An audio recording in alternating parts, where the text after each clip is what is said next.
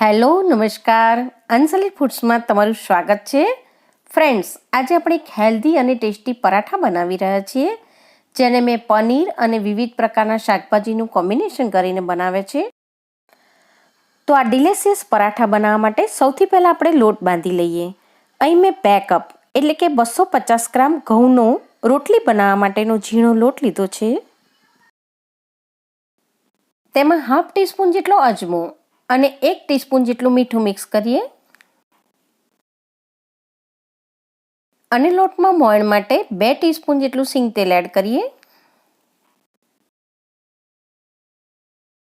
અને હવે પરાઠા બનાવવા માટે આપણે રૂટીનમાં રોટલીનો જે લોટ બાંધીએ છીએ તેવો જ લોટ બાંધીને તૈયાર કરવાનો છે.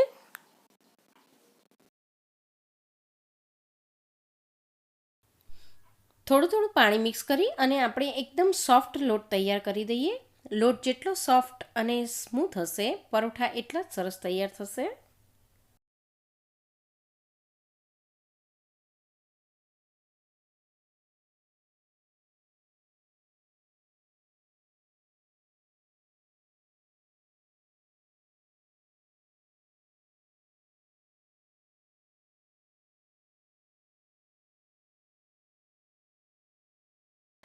અઢીસો ગ્રામ લોટ બાંધવા માટે અહીં લગભગ 200 ગ્રામ જેટલું પાણી વપરાયું છે. લોટને હવે ઢાંકીને 15 મિનિટ માટે રેસ્ટ આપીએ અને સ્ટફિંગ માટેની સામગ્રી જોઈ લઈએ. હવે પરોઠા વણતી વખતે તૂટી ના જાય એટલા માટે દરેક શાકભાજીને મેં અહીં છીણીને લીધા છે. જેમાં મેં 1 ગાજર છીણીને લીધું છે, 1/4 કેબેજ, અડધું બીટ અને 1 કેપ્સિકમનું છીણ કરીને લીધું છે. સાથે 100 ગ્રામ ફ્રેશ પનીર છીણીને લીધું છે. અને સ્ટફિંગને સારી રીતે બાઇન્ડિંગ કરી શકીએ એટલા માટે 2 બટાકા બાફીને લીધા છે. અહીં મેં થોડી ફ્રેશ કોથમીર લીધી છે, સાથે ફુદીનો લીધો છે. ફુદીનાથી ખૂબ જ સરસ ટેસ્ટ આવશે. 3 થી 4 નંગ લીલા મરચાંને ઝીણા સમારીને લીધા છે અને 1 ઇંચ આદું છીણીને લીધું છે. અને અહીંયા 1 કાંદો છીણીને લીધો છે, જેનાથી પરોઠાનો ટેસ્ટ ખૂબ જ સરસ આવે છે, પણ ઓપ્શનલ છે.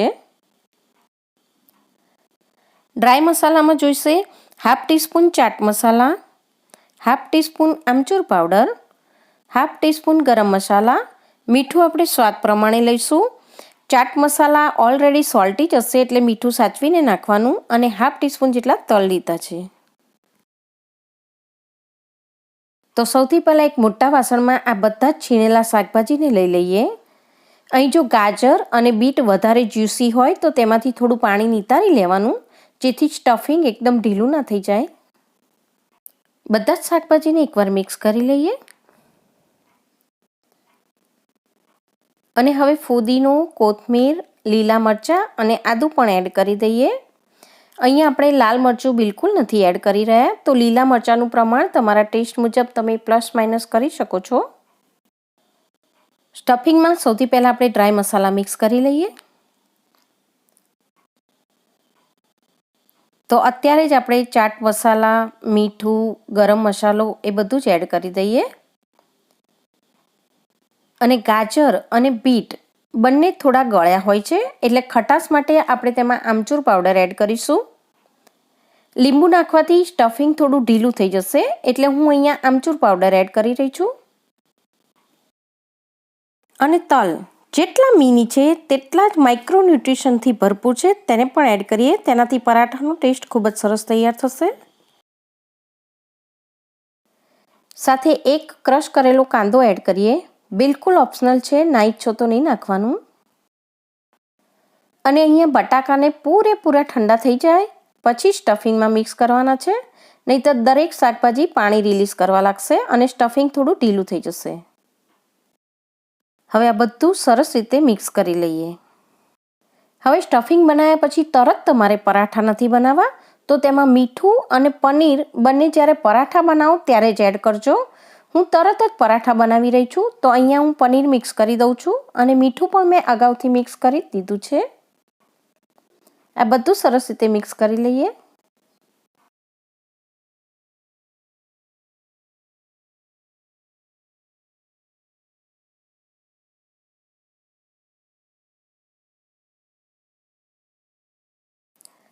તો ફ્રેન્ડ્સ, તમે જોઈ રહ્યા છો કેટલું કલરફુલ, ટેસ્ટી અને એકદમ હેલ્ધી પરાઠાનું સ્ટફિંગ તૈયાર કરી લીધું છે.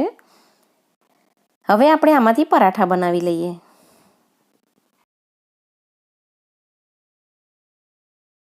હવે લોટને 15 મિનિટ રેસ્ટ આપ્યા પછી 1 ટીસ્પૂન જેટલું ઓઇલ મિક્સ કરીને તેને ચીકણો કરી લઈએ.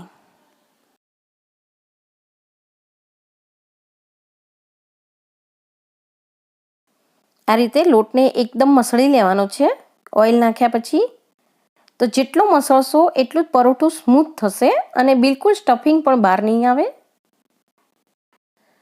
પરાઠા બનાવવા માટે અહીં મેં આપણે રૂટીનમાં રોટલીનો રોજ જે લોટ બાંધીએ છીએ તેવો જ લોટ બાંધીને તૈયાર કર્યો છે. તો હવે આપણું સ્ટફિંગ અને લોટ બંને તૈયાર છે. આપણે પરાઠા બનાવી લઈએ. હવે એક મોટું ગુલ્લું લઈ અને જાડી રોટલી વણી લઈએ.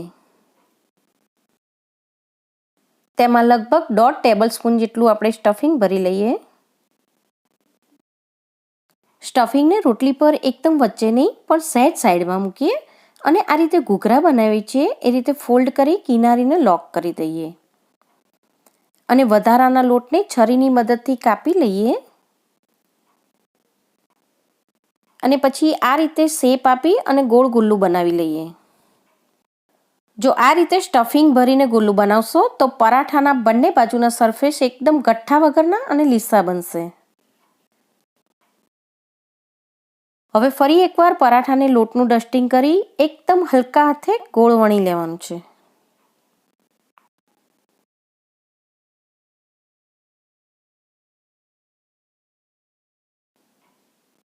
તો તમે જોઈ રહ્યા છો પરોઠું સરસ વણાઈ ગયું છે અને બંને બાજુ એક સરખું તૈયાર થયું છે. હવે આને આપણે શેકી લઈએ. પરાઠા શેકતી વખતે ગેસની ફ્લેમને આપણે મીડિયમ ટુ સ્લો રાખીશું અને એક બાજુ શેકાઈ જાય એટલે ટર્ન કરી લઈએ. હવે પરાઠાની ઉપરની બાજુ 1/2 ટીસ્પૂન જેટલું ઘી લગાવી લઈએ. અહીં તમે બટર કે તેલનો પણ ઉપયોગ કરી શકો છો.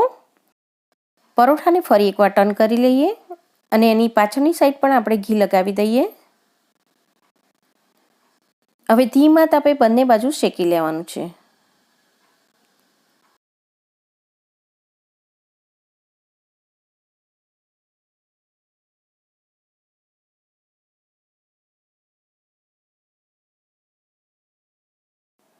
તો બંને બાજુથી પરોઠું સરસ રીતે શેકાઈ ગયું છે. તેને આપણે એક પ્લેટમાં લઈ લઈએ અને હવે બીજું પરોઠું પણ વણીને તૈયાર કરી લઈએ.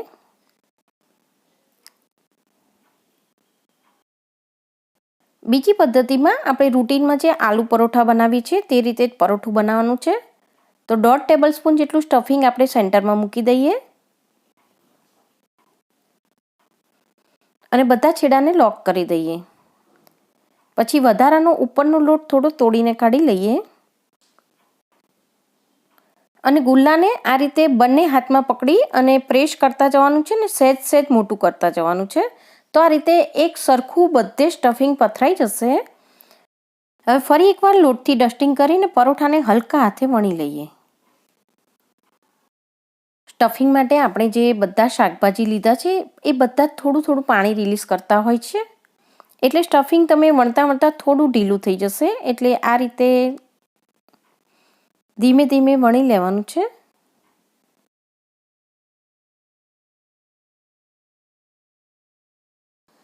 આપણે હંમેશા આલુ પરોઠા બનાવીને તો ખાતા જ હોઈએ છીએ, પણ આ રીતે પનીર અને શાકભાજી મિક્સ કરીને પરોઠા બનાવી જોજો. ટેસ્ટમાં તે ખૂબ જ સરસ લાગે છે અને એકદમ હેલ્ધી છે. બાળકોને તમે લંચ બોક્સમાં પેક કરીને આપી શકો છો કે પછી સાંજના ડિનરમાં હળવું અને પૌષ્ટિક કંઈક ખાવું છે તો તેને દહીં સાથે, વિવિધ પ્રકારના પુલાવ સાથે કે પછી ચટણી રાયતા સાથે સર્વ કરો અને ખૂબ જ સરળતાથી અને ઓછા સમયમાં બની જાય છે.